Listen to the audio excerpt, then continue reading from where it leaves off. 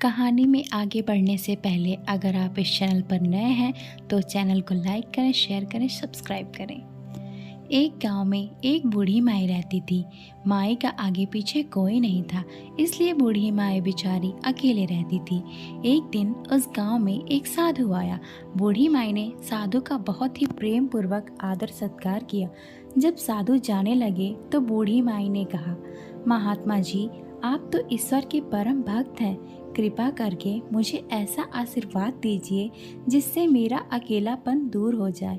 अकेले रह रहकर ऊब चुकी हूँ। साधु ने मुस्कुराते हुए अपने झोली में से बाल गोपाल की एक सुंदर सी मूर्ति निकाली और बुढ़िया को देते हुए कहा, माई, ये लो, आपका बालक है। इसका अपने बच्चे की तरह प्रेम पूर्वक लालन पालन करती रहना। बुढ़िया माई बड़े लाड प्यार से ठाकुर जी का लालन पालन करने लगी। एक दिन गांव के कुछ शरारती बच्चों ने देखा कि माई मूर्ति को अपने बच्चे की तरह लाड कर। नटखट बच्चों को माई से हंसी मजाक करने की सूझी। उन्होंने माई से कहा, अरे मैया सुन, आज गांव में जंगल से एक भेड़िया घुस आया है जो छोटे बच्चों को उठाकर ले जाता है और मारकर खा जाता है। तू अपने लाल का ख्याल रखना, कहीं भेड़िया इसे उठाकर ना ले जाए। बुढ़िया माई ने अपने बाल गोपाल को उसी समय कुटिया में विराजमान किया और स्वयं लाठी यानी छड़ी लेकर दरवाजे पर पहरा लगाने के लिए बैठ गई। अपने लाल को भेड़िए से बचाने के लिए बुढ़िया माई भूखी प्यासी दरवाजे पर पहरा देती रही। पहरा देते देते एक दिन बीता, फिर दूसरा, तीसरा, चौथा और पांचवा दिन बीत गया। बुढ़िया माई 5 दिन और 5 रात लगातार बगैर बल के झपकाए भेड़िए से अपने बाल गोपाल की रक्षा के लिए पहरा देती रही। उस भोली भाली मैया का यह भाव देखकर ठाकुर जी का हृदय प्रेम से भर गया।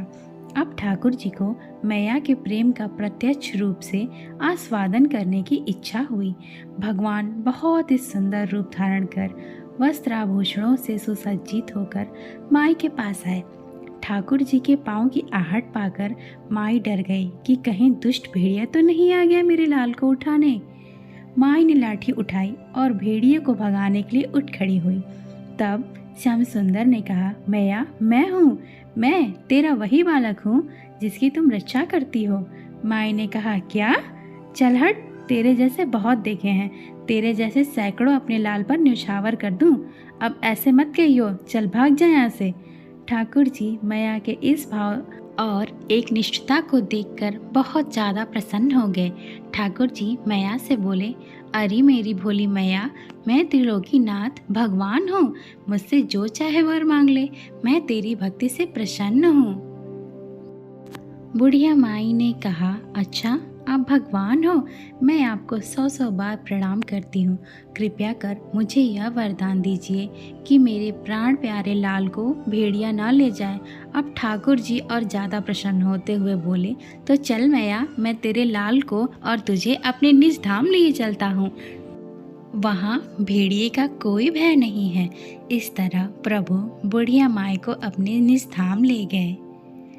इस कहानी से शिक्षा मिलती है कि हमें अपने अंदर बैठे ईश्वरीय अंश की काम, क्रोध, लोभ, मोह और अहंकार रूपी भेड़ियों से रक्षा करनी चाहिए। जब हम पूरी तरह से तन्मय होकर अपनी पवित्रता और शांति की रक्षा करते हैं तो एक न एक दिन ईश्वर हमें दर्शन जरूर देते हैं। भगवान को पाने का सबसे सरल मार्ग है भगवान को प्रेम करो, निष्काम प्रेम, जैसे बुढ़िया माई ने किया। उम्मीद है ये कहानी आपको पसंद आई होगी। अगर पसंद आई तो चैनल को लाइक करें, शेयर करें, सब्सक्राइब करें। Thanks for watching. Do support.